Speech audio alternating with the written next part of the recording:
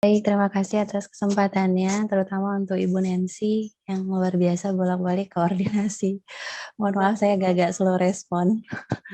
Eee, Terima kasih, saya, akan menyapa audiens terlebih dahulu. Saya kira banyak sekali senior, pakar yang diundang dari pendidikan, kemudian pihak sekolah, dan adik-adik mahasiswa penggerak perubahan.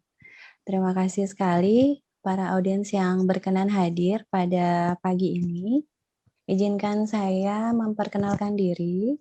Saya diminta untuk sharing oleh pihak Divisi Pengembangan Kurikulum Merdeka Belajar ya di Fakultas Ilmu Pendidikan Undiksa. Ini kesempatan yang luar biasa untuk saya karena khusus prodi saya tidak bisa mengikuti ini. Tetapi saya diizinkan untuk sharing, sehingga ini luar biasa sekali. Tetapi saya nggak nyalain Pak Menteri ya, kenapa prodi saya tidak diizinkan. Ini kenapa? Karena prodi kami sudah akan menjalani Merdeka Belajarnya di FeedLab, kemudian ada juga sesi kepanitraan sebelum jadi dokter itu 2 tahun di di industrinya ya, di rumah sakit, di klinik. Oleh karena itu mungkin Pak Menteri menyampaikan bahwa kedokteran tidak ikut di dalam, kegiatan Merdeka Belajar ini. Baik Bapak dan Ibu sekalian, izinkan saya memperkenalkan diri.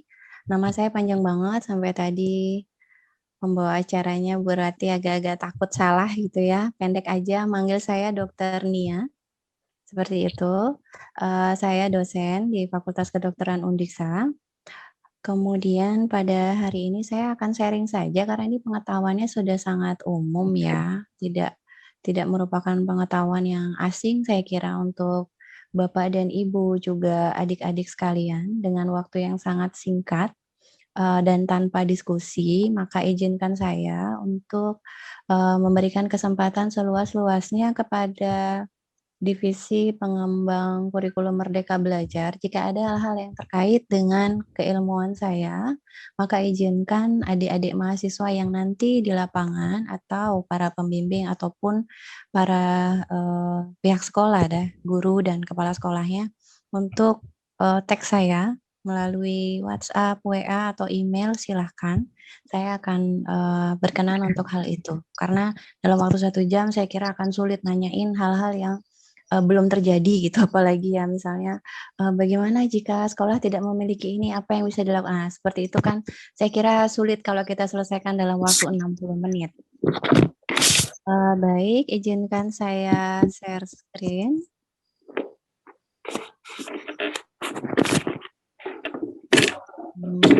Semoga sudah kelihatan ya. Oke. Sudah, Bu. Saya kira sudah ya. Baik, yang pertama saya, sebenarnya ini materinya umum sekali, mohon maaf jika hanya merupakan satu pengulangan karena ini adalah merupakan sharing ya. Jadi, untuk kita sebenarnya seberapa penting sih protokol kesehatan gitu ya. Sebentar nih ada yang coret-coret. Ya nggak apa-apa. Jadi outline-nya itu adalah, tentang bagaimana situasi saat ini? Itu penting banget ya. Bagaimana situasi sampai bulan inilah. Lalu bagaimana protokol kesehatan, lalu saya akan memberikan sedikit sharing informasi wawasan tambahan. Wawasan tambahan tuh gini, kita kan udah banyak banget yang COVID-19 positif gitu ya, kasus terkonfirmasi, sempat juga jadi kasus suspek gitu ya. Lalu apa yang terjadi setelah itu? Kita harus seperti apa? Kewaspadaannya seperti apa? Nah, syukur-syukurnya yang belum pernah infected, belum pernah kontak sama yang infected gitu ya, tetapi dengan luasnya lingkungan kita, terlalu banyaknya mikroorganisme maupun bentuknya bakteri maupun virus yang di seluruh kehidupan kita ini, maka kita nggak pernah tahu kita ini udah positif atau belum kalau kita tidak dites. Maka sebaiknya kita harus berpikir bahwa kita ini adalah seseorang yang suspek, segitu saja. Sehingga kalau dengan sudah menetapkan diri kita sebagai seseorang yang suspek, maka kita akan lebih waspada. Waspada terhadap diri kita, kesehatan kita, dan juga tetap kesehatan orang lain di sekitar kita. Baik, kita mulai ya. Ini kalau kita lihat di tahun 2020, bulan Juni, gitu ya. Distribusinya kayak gimana sih? Kalau Bapak dan Ibu ini di sekolah dasar ya, di pendidikan dasar, punya anak-anak juga di sekolah dasar, terus paling juga punya anak SMP, SMA. Mari kita lihat ya, di tahun 2020 emang anak kecilnya mah cuma 3%, terus yang umur 10 tahun itu juga cuma 5% gitu ya. Nah, tetapi lihat mereka begitu erat dengan kita yang dewasa-dewasa ini loh. Kita yang dewasa-dewasa ini rate-nya cukup tinggi, di atas 20%. Oleh karena itu, kita sangat bisa memberikan pengaruh kontak kita dengan kerumunan kita gitu ya, dengan kelompok kita, lalu pulang ke rumah, lalu dekat dengan siswa kita misalnya, jika tidak ada belajar dari rumah ini dibiarkan saja oleh pemerintah gitu misalnya waktu itu, maka terlalu cepat kasus ini akan berkembang. Nah, kenapa? Karena agak sedikit kedokteran tapi saya berusaha agak awam menyampaikannya. Sistem imun kita itu kalau di usia anak dan lansia itu akan kembali ke kondisi yang dalam kondisi yang imunokompromis namanya. Jadi kondisinya imunnya itu tidak terlalu kuat. Oleh karena itu disampaikan bahwa anak dan lansia adalah kondisi-kondisi yang merupakan kondisi rentan pada infeksi apapun termasuk COVID-19. Kita lihat yang hari ini ya, sampai kemarin sih saya lihat memang kok jadinya nambah ya, padahal kita udah bekerja dari rumah, belajar dari rumah, semuanya kebanyakan di rumah. Kenapa? Karena memang mutasi genetik dari virus itu memang kita tidak bisa kontrol. Jadi jangan dibalik. Buat apa kalau gitu dari rumah? Keluar aja. Nah, jangan begitu. Sudah dari rumah aja nanjak. Apalagi kita tidak maksimalkan semua ini. Nah, sekarang dengan penanjakan ini tapi di akhirnya ada kurva yang semakin menurun. Ini kabar baiknya Bapak dan Ibu untuk zona yang sudah hijau maka diizinkan. Diizinkan untuk melakukan pembelajaran secara luring. Nah, oleh karena itu sekarang dengan pengembangan Merdeka Belajar ini, maka juga kita mempersiapkan hal ini, mempersiapkan protokol kesehatan di sekolah. Bisa nggak sih satu orang aja, satu guru ditunjuk, misalnya satu guru, biasanya satu guru penjas gitu ya, kamu yang tahu kesehatan, selesaikan ya. Nggak bisa Bapak dan Ibu, dia bakalan nangis. Banyak sekali komponen yang harus disiapkan, mulai dari persiapan, pelaksanaan, lalu evaluasi ya. Jadi kalau tidak bersama-sama maka akan sulit. Nah, adik-adik mahasiswa yang ikut di dalam program ini bisa menjadi satu tenaga penggerak perubahan yang luar biasa. Kenapa? Karena ini kan baru adik-adik. Belum pernah ada prokes di sekolah loh, belum pernah. Lalu satu kata buat adik-adik, ribet. Itu pasti ribet. Kenapa? Karena ngatur gurunya datang, ngatur siswanya datang, ngatur siswanya pulang, ngatur gurunya pulang. Itu benar-benar kenapa sangat kita atur, karena kita menghindari prinsip apa adik-adik? 5M ya. Jadi ada menghindari kerumunan. Itu benar-benar kita harus pikirkan. Ribetnya kayak gimana? Adik-adik bisa bantu dengan bikin map ya, map Excel, jadi siswanya siapa aja, gurunya siapa saja, alurnya bagaimana. Adik harus hitung dalam bentuk jam. Dan dipastikan ada panduan, mungkin Bapak dan Ibu di sekolah nanti bisa menyusun bagaimana panduannya, kan sudah ada saya kira panduan yang terlampir dalam SKB 4 Menteri ya, tentang tahun akademik 2020-2021, itu dilihat Bapak dan Ibu. Pedomannya kemudian dimodifikasi sesuai keadaan sekolah, dan benar-benar diterapkan. Jadi jangan lagi, misalnya sudah diminta adik-adik yang lagi ikut program magang Merdeka Belajar ini, Bapak dan Ibu ini dengan siswa ini datangnya pukul 7.30, kemudian berada di sekolah sampai dengan pukul 9.50 dan harus meninggalkan sekolah pada pukul 10. Nanti yang kedua baru datang pukul 10.15. Itu ribet banget memang adik-adik ya nulisnya retail. Dan Saya sangat meminta itu disosialisasikan dulu jauh-jauh hari, jadi 1 minggu, karena kan banyak orang tuanya yang kerja. Jangan nanti sampai merasa, "Wah ini gimana kok mendadak, besok udah harus gini." Nah jangan, jadi butuh waktu yang cukup panjang. Nah, kenapa ini penting? Kita menghindari kerumunan adik-adik. Sekali lagi, adik-adik kita di SD, pendidikan dasar, gurunya juga mohon maaf, itu kan generasinya kalau siswanya itu generasi Z. Nah, kalau gurunya kan baby boomers ya, jadi itu yang sudah punya komorbid, yang sudah resikonya lebih rentan gitu ya. Jadi kalau kita merasa, "Ah, udah biarin aja lah, ketemu juga nggak apa-apa," ya nggak apa-apa gitu. Tetapi, itu kita sepertinya meningkatkan resiko. Meningkatkan resiko kenapa? Eee, Mereka kan belum divaksinasi adik-adik, ya. Jadi resikonya lebih tinggi, seperti itu. Terus kapan pemerintah mikirin mereka? Ya udah biarin pemerintah akan melakukan, satu step wedge ya. Jadi dari tenaga kesehatan dulu nanti ke publik pasti semua masyarakat akan divaksinasi yang memang bisa menerima vaksinasi. Karena itu adalah program pemerintah. Oke, kalau kita lihat Bali ya sampai 15 Februari nih saya ambil dari Kementerian Kesehatan, lumayan kasusnya masih tinggi. Sekarang di Indonesia, sorry, untuk Indonesia sendiri itu kasus penambahannya nomor 2 di dunia di bawah Rusia memang ya. Jadi kita rajin belajar, mungkin belajar dari rumah, kasusnya jadi tambah naik gitu ya. Entah kenapa, karena memang jujur aja ketaatan masyarakat kan juga belum. Lalu juga sebenarnya saya sangat paham, ada masalah ekonomi di balik itu ya. Jadi sempat ada seseorang yang ngerasa, aduh gimana, udah stres anaknya belajar dari rumah, orang tuanya yang ngerjain tugasnya, habis itu saya mikirin beras aja susah gitu kan, saya udah nggak kerja di hotel kayak gitu misalnya. Itu faktor-faktor yang sangat multifaktorial dan itu terjadi. Tapi yakin, ini adalah saat kita bisa bersyukur, mengatur, segala sesuatu yang kita miliki menjadi cukup untuk diri kita dan keluarga. Saya kira itu saja yang kita mohon pada Tuhan agar semua ini cukup dan tidak berlebih. Jadi nanti dikasih virusnya juga nggak semakin berlebih ya, buktinya grafiknya juga semakin turun kekuatan virusnya. Saya kira, ini bisa. Oke, kita lanjut ya. Nah, ini sebenarnya udah dari, pemerintah udah bolak-balik, jaga jarak, pakai masker, cuci tangannya pakai sabun. Jadi nggak kayak dulu lagi. Saya sebenarnya di awal-awal suka banget ya, semua jaga jarak gitu ya, pakai masker, ke pasar juga udah ada cuci tangan pakai sabun kayak gitu. Cuman yang saya lihat kok airnya nggak mengalir seperti keran gitu ya, kadang beberapa pakai air tampungan kayak gitu.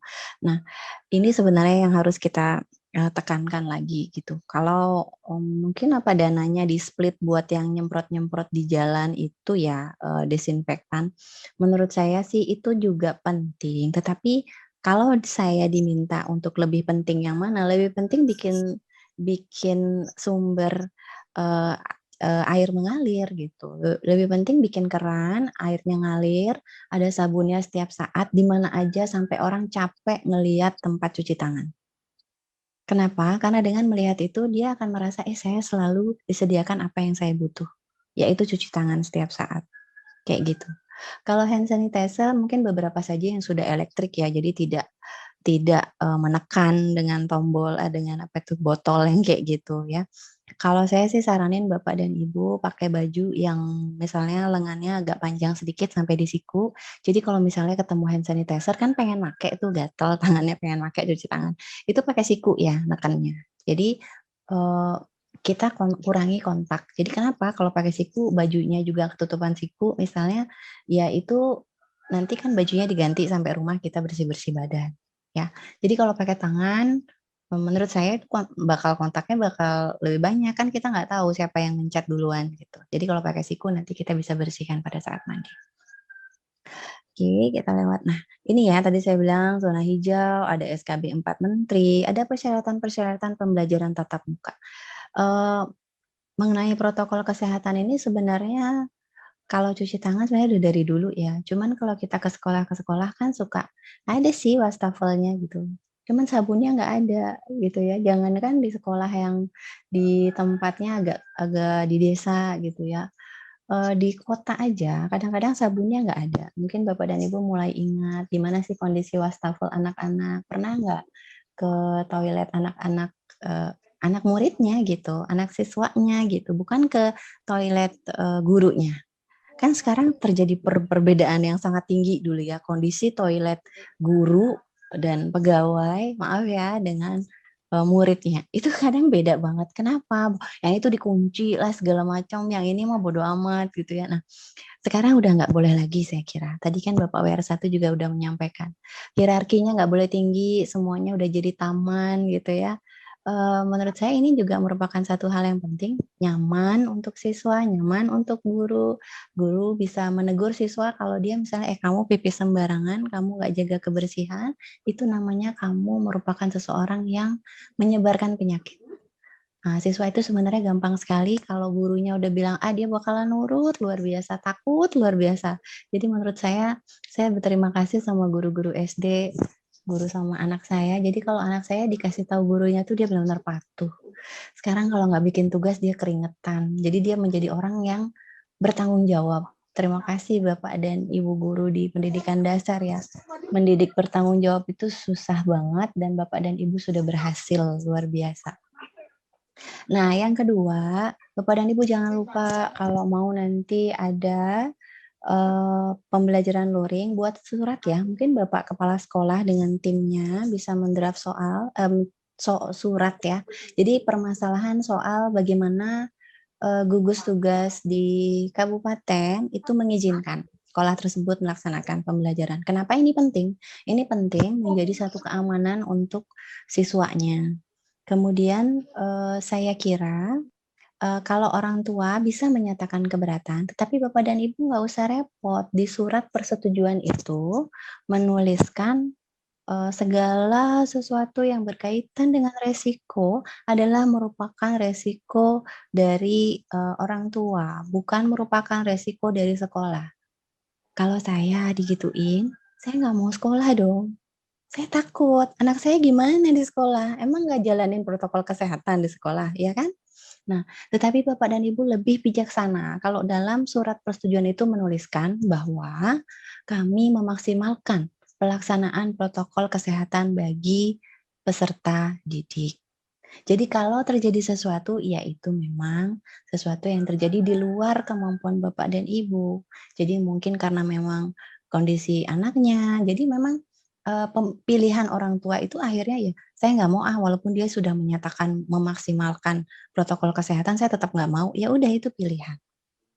Tetapi bukan berarti Bapak dan Ibu harus menulis seperti itu. Kalau misalnya gini, ini barangnya bagus nggak? Iya, segar, tapi nanti di bawahnya ada tulisannya, "Jika terjadi keracunan akibat mengkonsumsi makanan ini, maka, bukan menjadi tanggung jawab kami." Ya udah nggak ada yang beli produk itu. Sama aja kayak Bapak dan Ibu jual kesehatan jual, kondisi tatap muka gitu, tetapi diisi seperti itu. Menurut saya, tidak usah seperti itu, kita akan bisa lebih terlihat bijaksana dan kuat gitu ya, bijaksana dan mampu melaksanakan protokol kesehatan dengan pernyataan yang sebelumnya saya sebutkan tadi. Oke, ini seperti ini. Semuanya mesti sehat.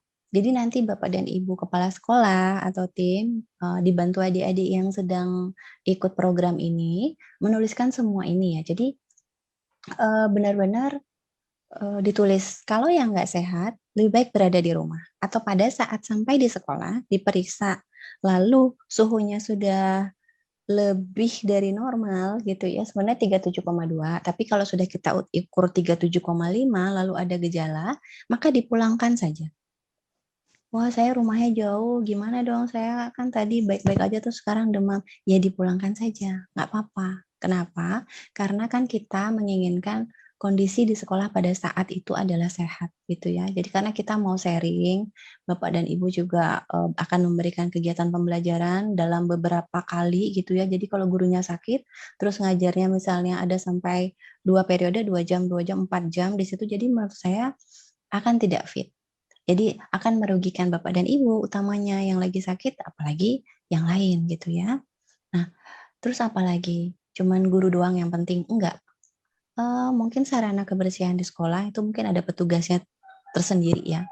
Yang pertama mereka harus dijaga kesehatan, mereka harus kuat, Mereka harus sehat, diberikan vitamin kayak gitu, lalu diberikan pendidikan juga tentang bagaimana sih melakukan pembersihan yang benar dengan cairan apa, lalu dimulai dari yang mana dulu yang dibersihkan, itu sebenarnya penting banget.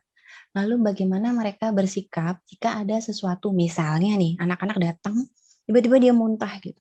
Terus dia langsung gerebekan, langsung ngambil tisu karena merasa jadi petugas kesehatan, tangannya nggak pakai apa-apa, langsung aja. Nah, menurut saya itu udah nggak boleh lagi di protokol kesehatan. Sediakan aja Bapak dan Ibu sarung tangan ya, sarung tangan yang disposable itu di pojok-pojok sekolah gitu yang penting, misalnya untuk petugas kesehatan, untuk gurunya, seperti itu nggak apa-apa. Lalu untuk masker sekarang kan sudah nggak terlalu mahal ya. Jadi saya kira dengan 300.000 Bapak Ibu sudah dapat sekitar untuk 100 set gitulah ya, 100 sarung tangan dan masker. Nah, kalau hand sanitizer juga harganya udah nggak mahal sekarang, bahkan Bapak dan Ibu sudah bisa beli sendiri gitu ya. Jadi itu sebenarnya udah nggak terlalu hal yang udah nggak terlalu asing buat kita sekarang. Apalagi di program sekolah kan mungkin ada dana kayak gitu, itu juga bisa. Terus Bapak dan Ibu nggak usah ragu kalau misalnya, "Wah ini bisa nggak ya dibebankan ke orang tua gitu?" Boleh banget kok di surat itu ditambahin ada dana misalnya 50.000 gitu buat apa, itu nggak apa-apa banget. Kenapa? Karena orang tua malah jadi aman. Iya nih saya bayar, anak saya pasti aman nih karena udah dapat ini, gitu misalnya. Tapi kalau enggak, ya nggak apa-apa, mungkin dana sekolah bisa di-split sedikit kayak gitu.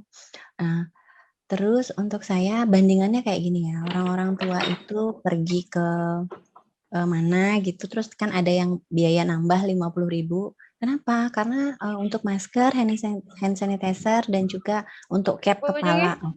Mereka langsung bayar loh, mereka oke. langsung nggak mikir lagi gitu. Jadi menurut saya, apalagi Bapak dan Ibu, jadi untuk keamanan anak saya kira oke. Terus ngatur jarak gimana? Ngatur jarak makanya tadi ada petugas kebersihan, yang kedua ada petugas perlengkapan. Jarak Speakernya Mbak bangku Yu. aja mesti kita pikirin. Kenapa? Kalau kayak dulu kan bisa deket-deketan terus anak-anak colek-colekan rambut gitu ya, telinga gitu ya. Sekarang kan nggak bisa.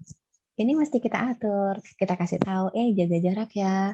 Berkali-kali saya lihat Bapak dan Ibu udah nge-share, adik-adik tolong buat video tentang edukasi apa ya, protokol kesehatan, bikin gambar. Nah itu anak-anak sudah kreatif. Saya kira anak-anak sudah punya pengetahuan dasar untuk itu. Apa sih jaga jarak, apa sih cuci tangan itu udah tahu banget. Pakai masker tuh kayak gimana itu udah tahu banget. Nah sekarang kalau mau menerapkan protokol kesehatan secara luring, saya kira ini juga harus diatur. Oh, nakon.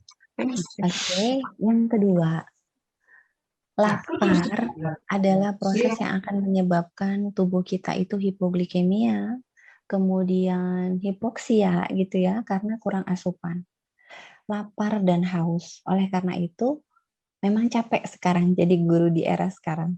Untuk adik-adik yang belajar di kurikulum Merdeka Belajar ini capek banget, semuanya masih dipikirin. Malam, paginya ya sebelum besoknya anak-anak sekolah, adik-adik mesti nulis. Besok datang jam segini ya, bla bla bla. Adik-adik wajib membawa ini bekal, air minum, pokoknya ditulis detail. Kenapa kayak gitu? Karena kita hidup di era tatanan kehidupan dunia yang baru adik-adik. Jadi semuanya baru, baru itu pasti lebih menyenangkan kan. Adik-adik kalau ketemu yang baru lebih suka sih pasti karena itu lebih challenging. Menurut saya lebih lebih menantang gitu dan pasti Tuhan akan bimbing kita untuk selesaikan sesuatu yang baru. Saya yakin itu. Nah, ini yang saya bilang tadi. Datang segala macam, urutannya kayak gimana itu mesti diatur sama kalian yang penggerak perubahan. Ya, dibantu sekolahnya menerapkan ini saya kira pasti bisa. Nah, terus kan dulu kebiasaannya, wah ada istirahat nih, pulangnya main dulu ya. Nah, yang kayak gini kan nggak boleh lagi nih. Adik-adik nanti dia kan berkerumun nih. Nah, berkerumun dengan misalnya yang kuat imunnya dan yang nggak kuat itu saya kira kasihan banget. Jadi adik-adik tetap bisa menciptakan games misalnya yang jaga jarak. Tapi yang menarik buat mereka. Ayo, kalian nggak boleh body contact ya. Body contact itu hanya boleh di dunia maya, di FF kayak gitu ya. Di sini nggak boleh, nah gitu misalnya. Bikin games yang menarik, tapi mereka tetap merasa masih bisa interaksi sama temennya. Terus gue ngapain dong ke sekolah, nggak bisa ketemu temen tapi jaga jarak, pakai masker. Nah, masa mainannya kejut-kejut aja kan nggak bisa ya. Jadi kalian kan inovatif ya, bikin games apa. Tetap merasa mereka dekat tetapi tidak berkerumun. Nah, yang ini saya bilang, ada Dapodik dan ini ya, saya kira untuk Education Management Information System ya, dari Kemendikbud itu sudah ada variabel-variabel yang kita nilai. Ini yang saya bilang, semuanya berbagai sektor gitu, nggak bisa sendiri. Pak Kepala Sekolah menunjuk pakai SK lagi yang kuat banget gitu ya, guru penjas, harus menciptakan protokol kesehatan di sekolah. Udah nangis dia, kalau sendiri mah nggak bisa, berat ini. Jadi mesti bersama-sama, ada tim, semuanya saling menguatkan. Ini tanggung jawab dinas ya, bagaimana nanti perjalanan yang tadi ya, koordinasinya Bapak dan Ibu harus terus berkoordinasi. Puskesmas juga sangat terbuka untuk Bapak dan Ibu, diminta perkenannya untuk kontak ke puskesmas, jadi pendamping ya pelaksanaan protokol kesehatan ini sangat dianjurkan dan mereka sangat berkenan. Nah, ini beberapa variabel yang tadi di Dapodik dan EMIS ya. Jadi ini buat checklist dulu adik-adik. Sebenarnya sarananya ada nggak sih gitu ya? Kalau sarananya nggak ada tuh maksudnya nggak ada air Bu. Oh ya udah, nggak ada air. Kadang-kadang kita harus ingat ya satu hal yang nggak ada air, kita harus cari air. Gimana caranya? Harus ada sumber air di situ karena tadi 3M-nya harus cuci tangan. Mau nggak mau ya harus ada air gitu. Dibantu sekolahnya. Caranya kayak gimana? Pokoknya harus ada air, entah mendatangkan terlebih dahulu dari sumber yang lain, tapi yang lain bisa dengan permohonan mungkin ya, kenapa sumber airnya diperbaiki seperti itu. Lalu fasilitas kesehatan. Gimana kalau sekolahnya jauh ya? Sekolahnya jauh banget sama puskesmas. Wah, mesti gimana? Mesti mandiri. Mesti mandiri itu gimana? Mesti mandiri harus ada UKS yang bergerak. Jangan UKS-nya jadi ruangan terkunci, udah nggak bisa diapa-apain. Jangan. UKS-nya sekarang dibuka, ya, dilengkapi dengan kemampuan apa? Pertolongan pertama pada penyakit. Jadi nggak panik lagi kalau ada siswanya kejang, siswanya demam tinggi, siswanya tiba-tiba muntah, siswanya tiba-tiba bilang sakit kepala, kayak gitu. Tidak boleh lagi ada guru-guru yang kaget. Ya, adik-adik penggerak perubahan, mungkin sempat ya saya kasih satu materi ya di pelatihan lah ya. Jadi memang kami sering melatih tentang pertolongan pertama pada penyakit. Hal-hal yang kayak gitu kan pasti bikin panik ya. Kok ini tiba-tiba kejang gitu ya, tiba-tiba pingsan. Nah, hal ini sebenarnya harus kita bisa berikan pelatihan kepada Bapak dan Ibu, terutama karena sekolah-sekolah itu kan tersebar. Jadi harus ada kemandirian masyarakat sebenarnya untuk ini. Masyarakat sekolah, masyarakat luas, sering sekali kita berikan pelatihan ini. Kemudian untuk yang disabilitas memang ada masker khusus ya, karena memang sulit kan kalau mereka tertutup lalu mereka ada kekhususan untuk ini. Kemudian sarananya ya termasuk pengukuran suhu kayak gitu. Nah, data-data ini penting, sudah ada satu listnya sebenarnya apa saja resiko-resikonya yang dimiliki, baru kita tabulasi ya adik-adik. Petanya seperti ini, guru yang punya komorbid, punya penyakit kronis, lalu beberapa siswa yang memiliki kekhususan, misalnya ada siswa yang leukemia, ada yang punya hemofilia, Bapak dan Ibu harus melihat ya, mungkin kok siswanya kelihatannya pucat ya, terus kalau jalan kok tiba-tiba dia diem, jongkok gitu, kenapa? Itu harus ditanya. Mungkin saja ada kelainan jantung, mungkin saja ada kelainan darah, itu yang paling sering nggak tahu, tiba-tiba siswanya udah pada kondisi yang lanjut. Oke, ini mungkin bisa Bapak benar pelajari tentang definisi suspek ya, probable, terkonfirmasi, lalu seperti apa gitu ya. Izin Bu Rati, apakah waktu saya sudah habis ya?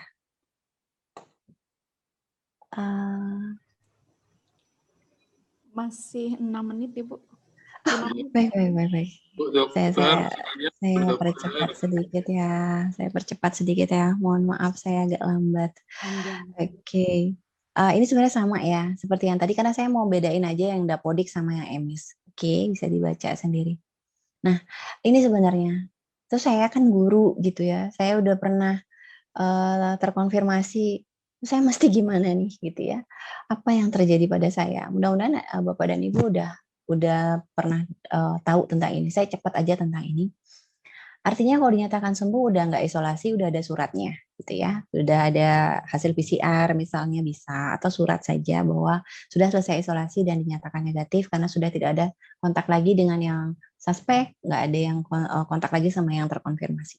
Ya, sorry, probable sama konfirmasi. Nah, lalu kriteria lepas isolasinya itu sudah ditentukan juga ya. Jadi 10 hari isolasi, 3 hari tidak tanpa gejala, artinya sudah lepas isolasi untuk yang gejala berat, yang ringan dan ringan yang sedang juga seperti itu, ringan juga seperti itu. Nah, dengan tanpa gejala cukup 10 hari kayak gitu ya.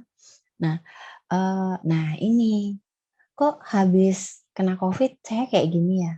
Betul, bisa sampai berminggu-minggu ya, berbulan-bulan.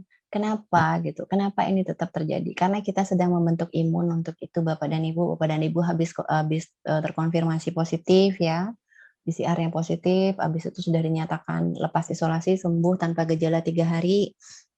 Kok masih lemas ya? Kok masih kayak gini ya? Iya, biarkan. Karena memang dia masih berproses. Ditambah lagi kenapa tambah lama tambah nggak enak? Karena Bapak Ibu stres.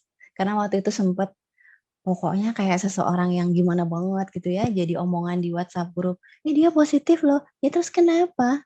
Buktinya sekarang darah-darah penyintas itu luar biasa, sangat kita dambakan ya Bapak dan Ibu. Bagaimana orang-orang yang positif itu sangat kita dambakan untuk membantu kita di saat nanti kita kena COVID. Mereka yang bisa bantu loh.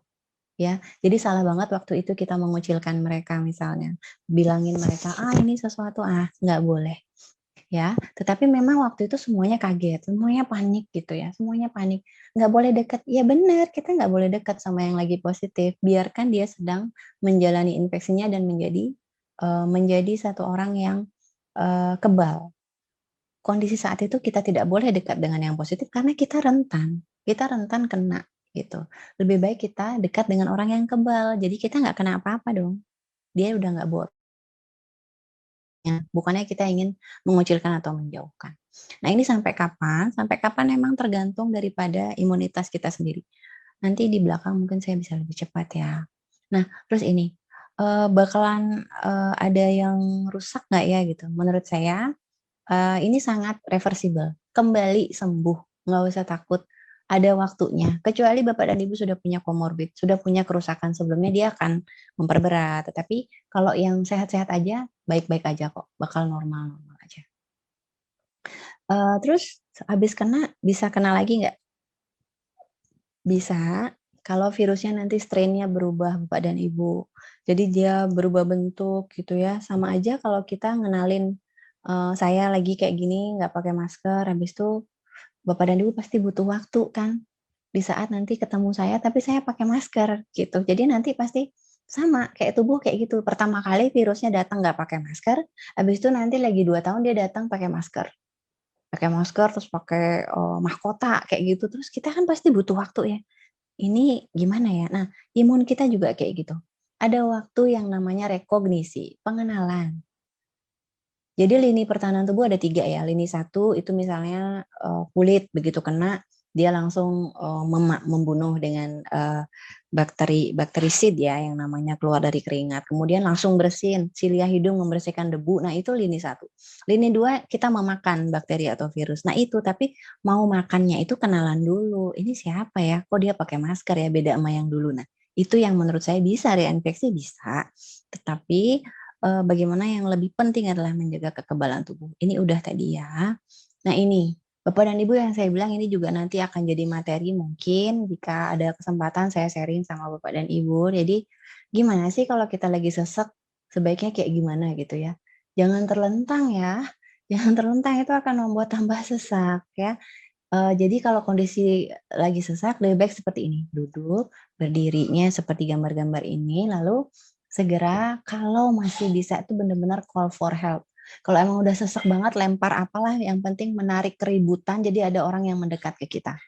Menarik sesuatu membuat dia bingung.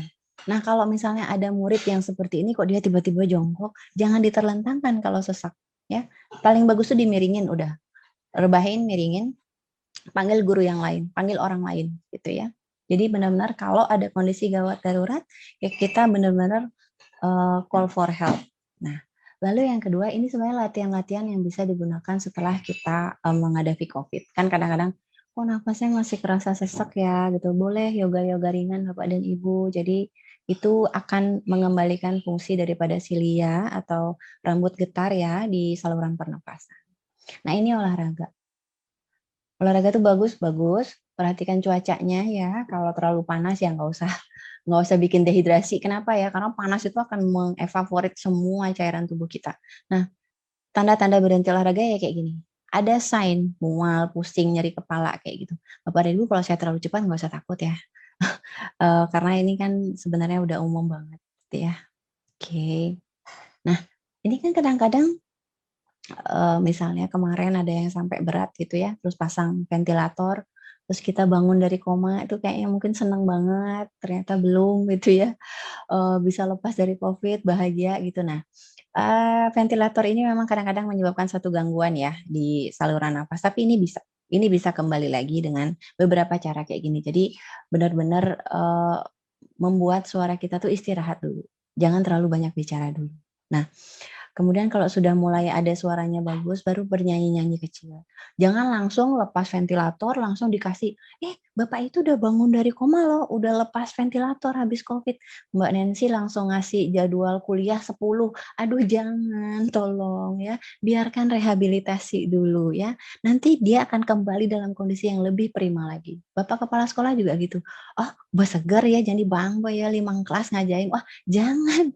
Kasih waktu dulu ya, saya kira 3 bulan Bapak dan Ibu, berikanlah waktu dan jangan langsung di-diss ya, maksudnya, dia nggak bisa ngajar lagi deh." Enggak, dia hanya butuh waktu rehabilitasi gitu ya. Kita akan observasi 6 bulan setelahnya. Kalau emang tidak, berarti dia butuh rehabilitasi dengan, khusus, ada rehabilitasi medik namanya, seperti itu ya. Oke, ini sebenarnya sama dengan yang tadi. Nah ini ya, kadang kan karena stres tadi ya, jadi dipojokin atau apa, terus kayak sendirian, isolasi, nggak ada kontak, nggak ada apa, itu kan sebenarnya depresinya berat. Kita aja kalau tugas banyak udah stres banget gitu ya. Nah ini mesti kayak gimana? Menurut saya, butuh waktu saja. Semua hal-hal ini bisa kita lakukan. Ambil yoga, lalu, ambil hal yang langsung jadi hobi deh. Jangan sampai adik-adik penggerak perubahan ini tidak punya hobi ya. Sering saya tanya, "Hobinya apa?" Terus pada diem. "Apa sih?" Sebut aja, harus punya hobi, harus punya hal yang digemari. Kadang saya pernah, anak saya hobinya apa, Dek? Gambar gitu. Saya lihat gambarnya jelek. Tapi dia senang melakukannya. Kadang-kadang bapak dan ibu guru kan mungkin gini, "Ken ya hobinya kono megending tapi suaranya jelek." Ya dia hobi loh, dia gemar loh, dia bukan pakar menyanyi, dia bukan ahli menyanyi. Biarkan dia bahagia dengan apa yang dilakukan. Dia menggemari sesuatu yang dia inginkan. Baca buku, saya gemar membaca buku, tapi saya baca bukunya lama, jadi 1 jam juga paling cuma 3 halaman pelan-pelan gitu. Yang penting dia suka dulu literasi ya, jadi jangan, ditarget gitu terus, "Wah, sing nemen sing maca buku tuh." Biarin, dia hobinya yang membaca buku, tapi bukunya jenis apa, caranya baca kayak gimana, ya udah, yang penting anak-anak itu punya hobi, gitu ya. Oke, menurut saya ini tadi sudah saya sampaikan, nyiapin makanan, apa yang mesti dibawa ke sekolah, Bapak dan Ibu guru, adik-adik penggerak perubahan, harus benar-benar detail menyampaikan ini apa saja yang dibutuhkan. Jadi nggak tidak tidak seperti dulu ya, "Besok sekolah ya anak-anak, anak-anak besok Shiwaratri, jadi setelahnya anak-anak libur, selesai." Oh, tidak bisa seperti itu sekarang. Di saat habis libur itu seperti apa, jadi benar-benar udah buat text reminder itu dikirim ke grup, sekarang kan udah pada pakai WhatsApp grup ya, atau Line grup boleh saja, dikirim, jadi itu benar-benar jadi satu hal yang akan otomatis diingat, gitu ya. Oke, saya kira sudah. Nah ini, konsumsi makanan bergizi itu untuk menjaga imunitas, kemudian olahraga teratur, menghindari rokok ya Bapak dan Ibu, alkohol, manajemen stres, dan terakhir lakukan vaksinasi jika memang sudah ada panggilan vaksinasi. Eee, dari saya ini, kesehatan adalah dasar dari semua berkah Tuhan ya, karena tanpa kesehatan maka berkahnya terasa menjadi kurang utuh. Terima kasih, mohon maaf jika ada hal yang kurang berkenan, terutama saya agak ngambil waktu orang. Terima kasih.